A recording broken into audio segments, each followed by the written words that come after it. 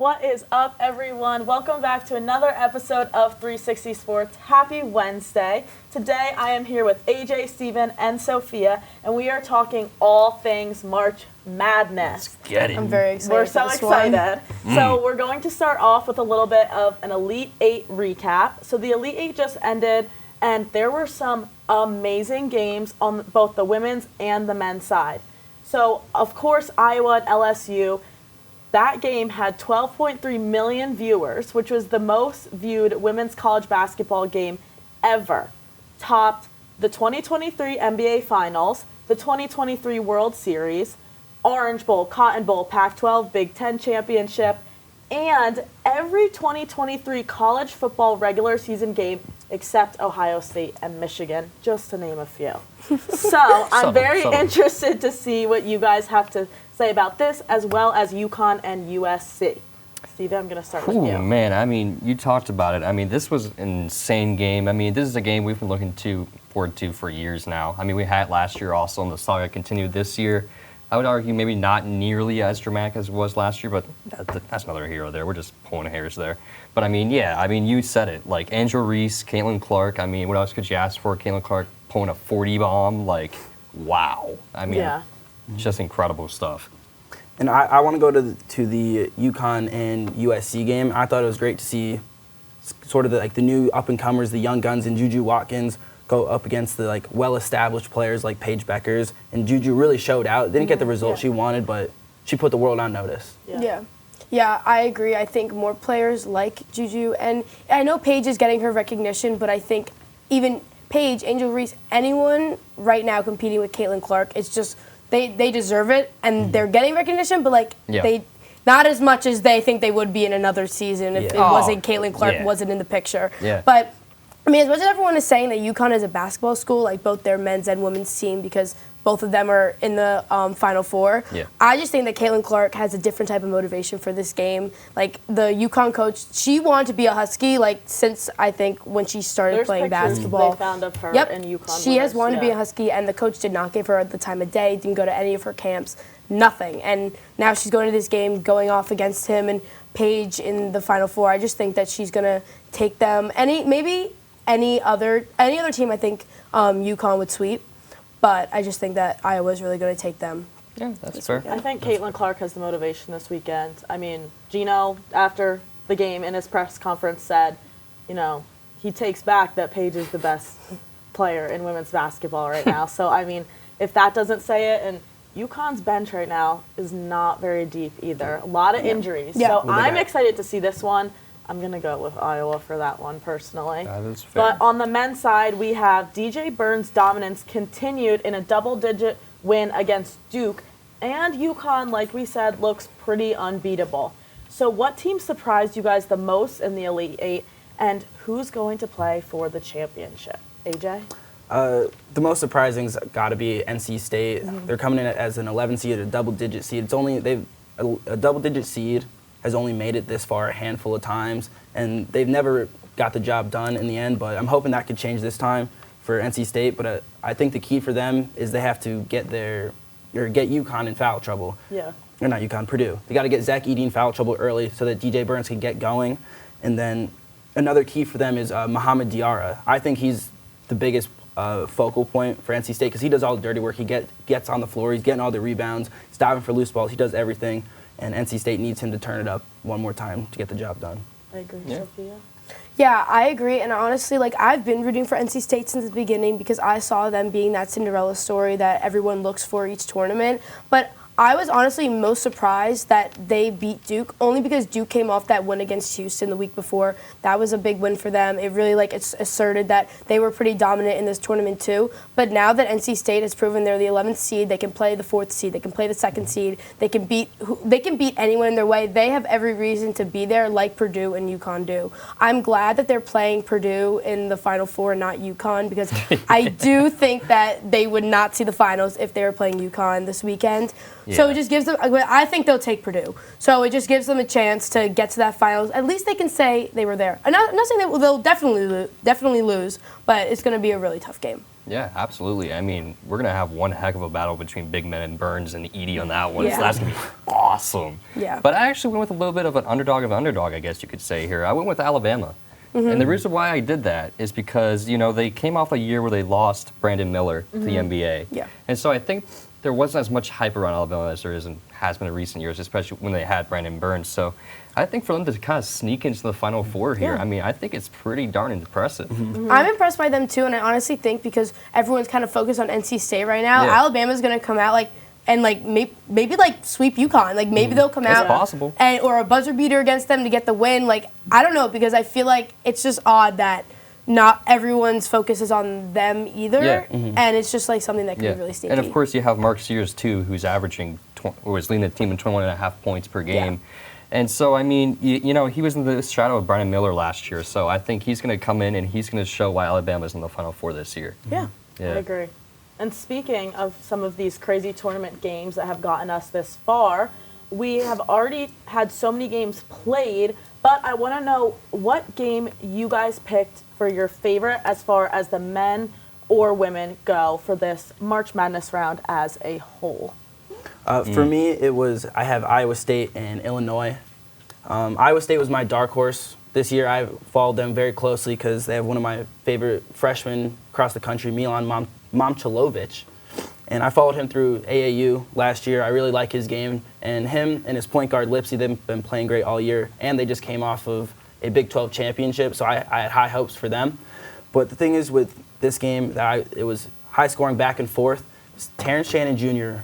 was the decider in this game. He was a force to be reckoned with the entire game. No one could stop him in transition. And I think part of it was not just his transition dominance, but in the half-court offense, when he's getting ball screens and going downhill, Iowa State wasn't guarding those ball screens the right way. They weren't hard hedging like UConn was. UConn completely shut him down because they wouldn't let him get any momentum to go towards the basket, and that's his whole game, drive and kick, drive and dunk on someone. So I thought that was the biggest reason why they pulled that game out, and then it ended up being a 3-point game in the end, and that's why it was my favorite game. Yeah, that's a that's good game. awesome. Yeah, Steven? Yeah, so I went with one that I think a lot of people actually may have saw coming, but not to this extent, I would say. I went with Colorado, Florida. I mean, a combined 202 points in a March Madness game is just mind-blowing to me. Hammer the over. Yeah, I was just looking at it. Every starter on the Colorado had at least 16 that's points. insane. Wow. Yeah. Now, of course, Florida, they had one guy with 33, the rest kind of meh. But, I mean, of course, Colorado, again, that's just so impressive to me. Again, 202 points in the March Madness game, first round of all things as well. Yeah. I mean, this is like an all-star game, the Yeah. March Madness. This is just wild to me. Yeah. For my game, I know I'm still on the NC State train because I cannot stop talking about This one them. hurts me a little I bit. literally cannot stop talking about them. But NC State Duke, literally DJ Burns makes shooting in the center with 2 or 3 men on you easy, I could do it. Yeah. He literally stands there, has people huddling around him, and still every time finds the net. So I just thought that was insane. But then on the Duke side, Kyle Filipkowski and Jared McCain, they were making me nervous because I was rooting for NC State, but they kept it tight in the first quarter. I am 99% sure Duke was in the lead at the end of the first quarter, and I don't know. I just thought that this game was NC State's make or break, if they really deserve to be in this spot or not, because Duke really was even proving their reputation that whole time. And even though they were the 4th seed, they still had so much to prove. Going through this whole tournament, people were really getting shocked that they kind of even made it to the Elite 8. So yeah, this game really excited me. I feel so cliche because everyone saw a lot of people talking about it, and it was one of the most recent ones. But still, I think out of all of them, yeah. And to go off of that, a lot of the coaches and players all agreed that the Elite Eight's the hardest game to win because it gets you to that next step, the Final Four. It's what everyone hopes and dreams of. Yeah. So just that getting over that barrier, that hump, is very big. It's for so them. impressive. All right, and my pick, I had to go with the UNC-Alabama game. This was funny for me because my friend group has a bracket, and my friend had UNC winning. So, this night was great for me because I was in, 8th place. And like I said, the Duke game was hard for me, so obviously seeing UNC go down, I love it. But like you mentioned earlier, Alabama, while they have done very well, no one I personally didn't predict them to be in the Final Four. So to see them there, you have to give the recognition where it's due. And UNC was not coming in as some weak team. No. They had a very great season. So for them to come in and to lose this game by, it was 2 points, 3 points, like one final shot. Yeah. It was an insane game.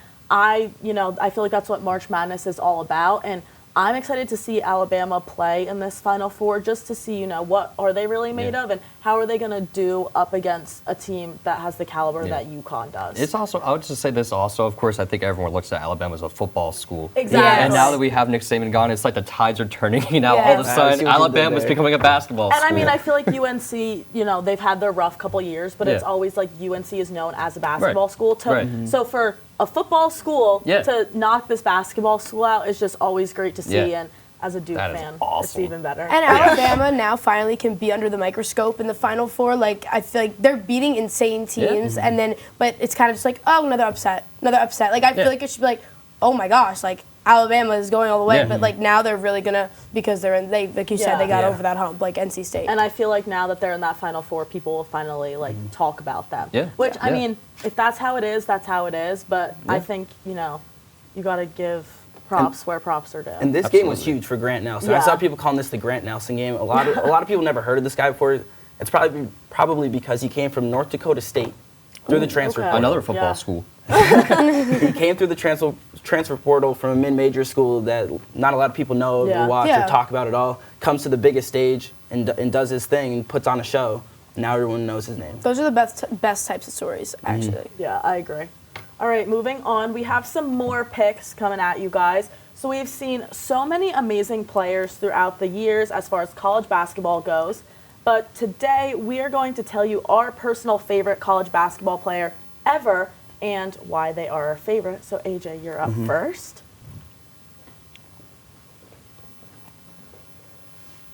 For me, anyone who knows me knows that Kemba Walker is my guy. Day in, day out, Kemba Walker he's just my guy. Been through it all. And we're going to go specifically in 2011 on UConn, Kemba Walker, this run. It started in the Big East tournament before the NCAA tournament. Won 5 games in 5 days. Put up just about 23.5 points per game in this tournament. And he was just unstoppable. And what everyone remembers from this tournament and this run is the iconic step-back shot against Pitt, where time's running out, he's got the ball in his hand, going to the top of the key, crosses over, got the switch off the ball screen, step backs over the big man. Big man takes a tumble, and Kemba Walker seals the deal, and they win the rest of the tournament after that.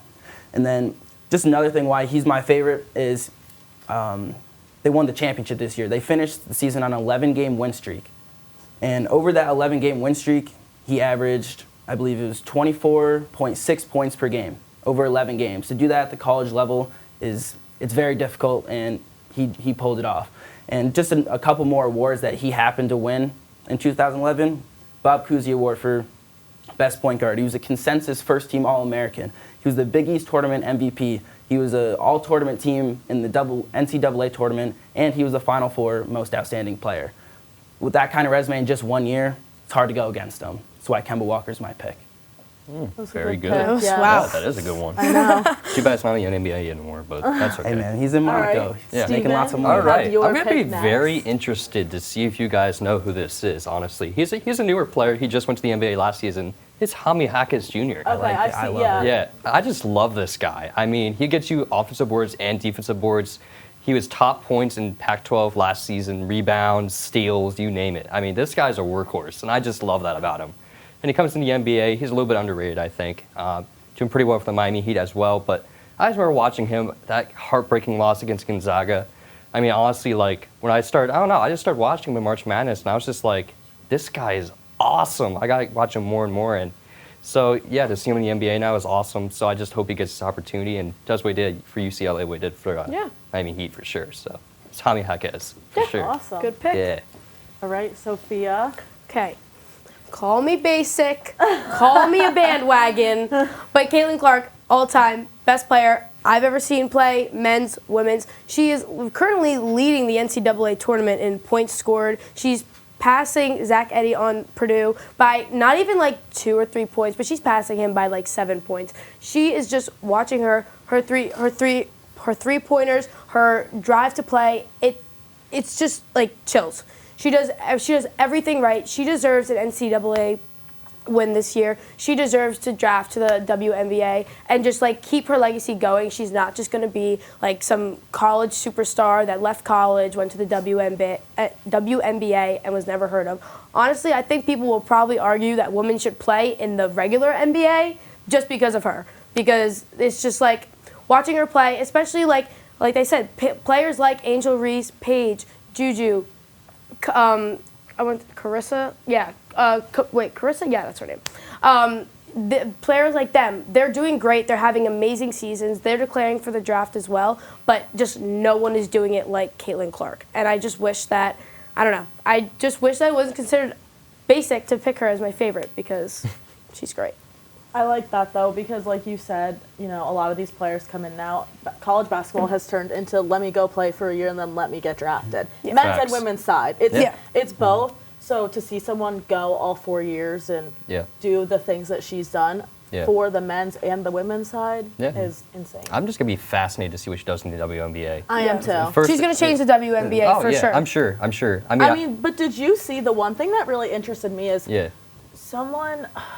some rapper offered her to play in the league. Ice Cube. 303 Ice Cube did that. $5 mil for the big three. Yeah, she would make more playing for him than the WNBA salary is absolutely insane. That's why I think she just deserves so much more, and that's why it's a shame. I'm kind of heartbroken that her only option is to go to the WNBA because it's not getting like college basketball right now. Women's college basketball is getting everything it deserves. Yeah. Right. The WNBA is not. Maybe once she gets into it, it'll be a different story, and like salaries will go up, views will go up, and like all that. And I believe that could happen. Just got to be the right team. Got to make sure her fans are true fans and want to follow her all the way till her retirement. I mean, it's going to be the same with Angel Reese. She's going to, and people love her. So like, if they really love them that much, they'll follow. The views should go up. And Angel Reese has a lot of controversy though. She's got so many haters. That whole team, coach included, has brought a lot of drama to the women's college, which I hate to say because I love to support women's college basketball. Yeah. But this year has just kind of changed my point of view on them heavily. Yeah, and I mean, that's publicity is publicity, though. Yeah. That's how they probably are looking at it. Because next year, even when Angel Reese is gone, they're still going to have that, I feel like they're still going to have that spotlight with the coach and then whatever players that they can do. I mean, Shaq just said that Angel Reese is the best athlete to come out of LSU ever. There's been a lot of and he's one of them. So, Man. that's insane. That's a really high prestige to hold her to. I don't know if I agree with it, but I'm just saying that it's something that a quote like that should get her recognition through the WNBA. I agree with that, though, because I think the switch also from the college side of things to the professional leagues takes a lot. And, sometimes there's some maturity things that I question there watching these players, how they play. There's young girls watching you. There's young boys and girls watching you, and I think that's a big part of it, and I'm very interested to see how, those players that like to get physical, that like to get aggressive, I mean, half of LSU and half of South Carolina was in trouble for the first round because they couldn't hold their composure. That's not going to fly in a professional league. So, especially as the leagues get softer. And I don't think the Caitlin Clark effect is real, and I don't think it's just going to stop once she leaves. I think once she goes to WNBA, we already see the ticket sales for who has number one, Indiana Fever, I believe. Their ticket sales and season ticket sales have already skyrocketed. They haven't even picked her yet, just over the idea that they might have her on their team. I'm excited. I'm hoping that everything that she should do happens. Yeah, I mean, I could see this. I don't want to say this is far-fetched, but I could totally see Caitlin Clark having like a Taylor Swift type effect. Thank you. That would be amazing. That would be amazing. I could see it. I don't know if their fan bases are quite there yet, but I think Caitlin Clark could definitely. I mean, I'll just get some Swifties on board. The only other person who they really, I feel like talk about this a ton in the NBA is Sabrina Ionescu. So I'm excited to see, and I'm excited to see them play. The only thing, I'm not going to be a downer, but I just hope, and I'm sure it will, that this translates to the WNBA. I agree. I'm sure it will. I think she'll have to get used to a physicality, but shooting-wise, I think it will 100% translate. Yeah. All right. I do have a pick. So there we go. Back to our picks. My pick for today, this is Dante DiVincenzo. This was funny. I was actually watching him on an episode of a podcast today with Jalen Brunson and Josh Hart. And while I was listening to him talk, I was remembering back to 2016 and 2018 when he was still at Villanova for those 2 championships. I was 13, 14, I want to say, the first time I ever watched Villanova play. And I really didn't care about college basketball at the time. And watching them play in the 2018 championship completely brought me back onto college basketball, especially to Villanova as a whole. He was hurt in his 2016 season, so he didn't get to play that year, but listening to him talk about it today, he was mentioning how, he became one of those practice players, and that really built his confidence up within the team. And then he was 6th man his sophomore year, and again, getting to be just thrown into a game, but before you get to sit there and you get to watch those players play and see how they work, he felt that he honestly learned more from that than anything as a whole. He has so much experience now being in the NBA. He started with the Bucks, then went to Golden State, and is now with the Knicks. He is one of, I want to say, 20 maybe NBA players that has won a high school state championship, a NCAA state championship, and an NBA state championship. So, I feel like a lot of times he flies under the radar. He's been doing great things for the Knicks right now, but as a whole goes, I would do anything to go back and watch him play for Villanova again in 2018. And I think it's really interesting to listen to these podcasts with these athletes because he didn't want to go to the draft originally. He was like, oh, everyone's going to say a bandwagon, go to the draft.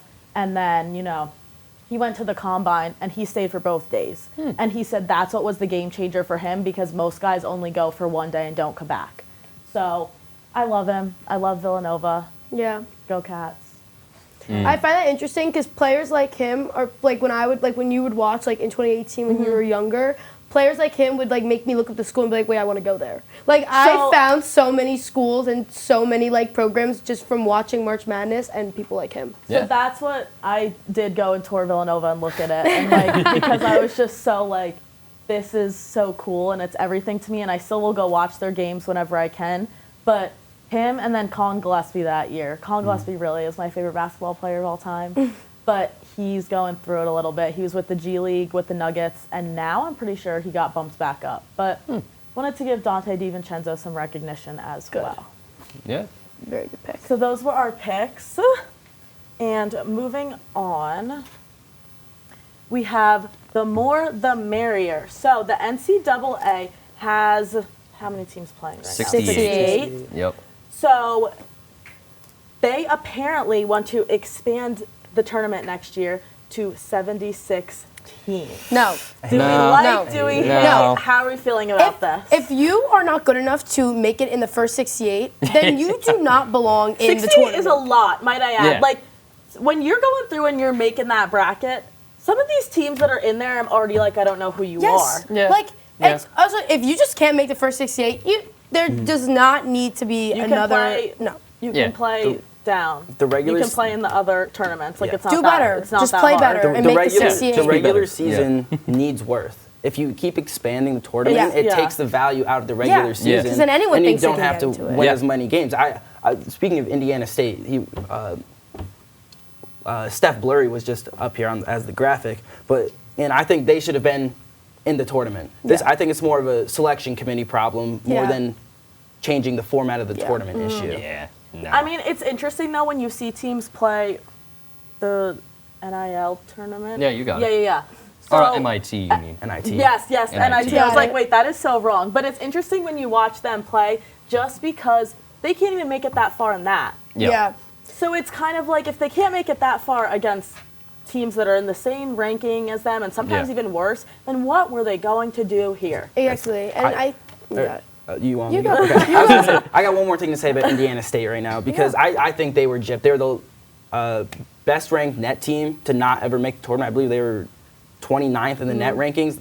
They were left out of the tournament. And then you have a team like Virginia, can't buy a basket if they won the lottery in the tournament. And then you got Indiana State, they're in the NIT right now, and they're in the championship game against Seton Hall. And that leads me to my other point where the Big East teams got left out a lot too. People were talking about the Big East not getting invited to the tournament except for 3 bids, and then Seton Hall's now in the NIT championship against Indiana State. And I thought both of those teams should have been in the actual tournament.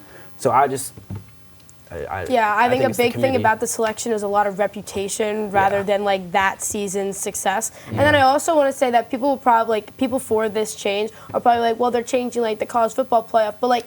I don't like that I can name 12 college football teams off the top of my head that deserve a chance at the college football And I finals. think the college football thing is also very different because it's a storyline. Yeah. College football has become a storyline, and that's how it's going to continue to be. Whereas this is like, you want the Cinderella story. Yeah. You want Yeah. these random teams, these like 11th seed teams to keep going in this tournament. So it's kind of like, you can't compare it to football because football is so set in stone as what they want it to be. Yeah. Whereas this, they want to see different teams because that's what keeps people engaged. That's fair. Well, the thing I'll say is, too, I think 68 teams is already mind-blowing to me. But 76, I think that's going to hurt viewership. I honestly didn't know it was 68 teams until You I read can't even the watch all these script. games. That's what I'm saying. Like, You're going to run on I TVs beg real to quick. disagree with that. I watch all of them. Okay. You got the multi-view on March Madness Live. If you have the multi-view, but like, just imagine watching like 6 basketball games with like. My brain hurts just thinking about it. That just hurts your head. Yeah. You can do it. Does it hurt his I head? love it. That's do my it. paradise right there. Okay, you can do it, but it's also like, no offense, but I didn't really want to watch Duquesne and BYU or That was a whoever great they game. played. That was a great game. That was a great and I game. had Yeah. Duquesne winning, but like, I would rather watch something else than watch BYU play basketball. So That is fair. That is fair. Yeah. I mean, I'll say, too, I know you kind of said it, but I don't want to compare it to the college football playoff, but this is kind of the same thing to me in the fact that I think it puts too many people in. I think that's my biggest beef with the college football playoff. I know that there's. So you don't like it? I don't. Oh. Personally. I think 4 teams is too little.